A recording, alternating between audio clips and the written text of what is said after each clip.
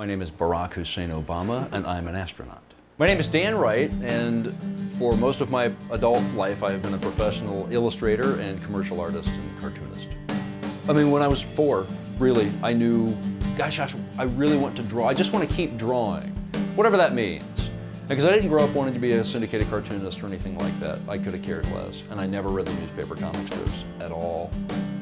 They just didn't really interest me. You know, guys in funny suits beating each other up, that interested me a lot. Enjoying the process is what's always really mattered to me. Having fun what I'm doing.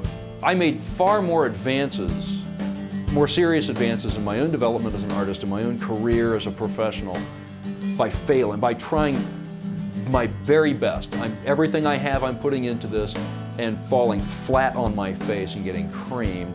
I was turning 30 when I decided I would try to be a syndicated cartoonist. And you must understand there are 4 or 5 syndicates in the country that are worth your time to submit to, and they still receive cold submissions. They'll look at them and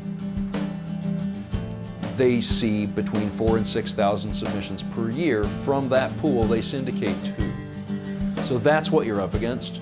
And driving home from a terrible graphic design job that I detested. What's the dumbest idea I can come up with in 5 minutes? Because that's what I'm doing. Because haha, they have to look at this. And the dumbest idea I had was a bear riding a tricycle in a circle. And that's all that happens. I'm going to do 36 strips of a bear that rides a tricycle in a circle. Take that. Bobo's Progress was a nationally syndicated newspaper cartoon strip that I did for about 5 years. It started off as Bobo's Progress, and then we had a clearer focus editorially when I was about 1.5 years into the process of doing that strip, and we renamed and retooled the strip, and it became Wildwood. And for the remaining 3.5 years that I was doing that work, it was Wildwood afterward, and it ran in about 80 papers nationally, most of them up and down the coast of California.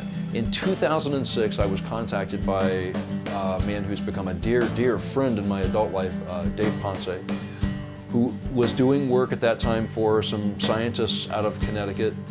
Dave asked if I would please come and do a cartoon strip with him that would be an online venture, and some monthly environmental lesson plans to give away as giveaways for middle school and elementary school level kids.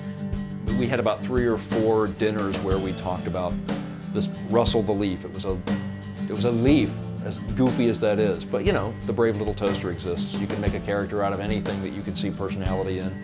And Dave and I talked about what a cartoon strip would look like and what the world would look like. And I don't mean what it would look like visually, because who cares about that? I'm talking about the internal worlds of all the characters that would be involved in the strip, because the psychology of what's going on is of primary importance. And so we did Russell the Leaf, an environmentally themed cartoon strip, for about 3.5 years for Citrusolve in Connecticut. The puppetry work is pretty fun. And I recently did a TV commercial where I sort of fused together puppetry footage and stop motion graphics in After Effects. It was the first time I had put puppetry and animation together in the same sort of space. And it won't be the last time that I do that, because that's an area that as of yet has not really been explored. If you're paying your bills and you enjoy what you're doing, and you pretty much work in your pajamas, man, who's anybody to tell you anything about your life, you know? I like doing, I like making little doodles, and I suppose it comes down to you make the most of the opportunities that you are presented. Some of those you can go out and manufacture, but a lot of them you just sort of have to take them as they come, because the world is full of talented nobodies.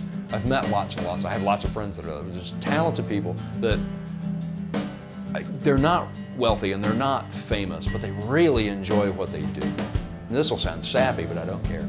It's far less important to me than being famous to the people who do know. Being somebody to the people who are in your small circle, whether that's family or friends, and how can you be to them somebody who supports them, somebody who really cares about their life, and somebody that you share your life with. That's far more fulfilling to me than the fame.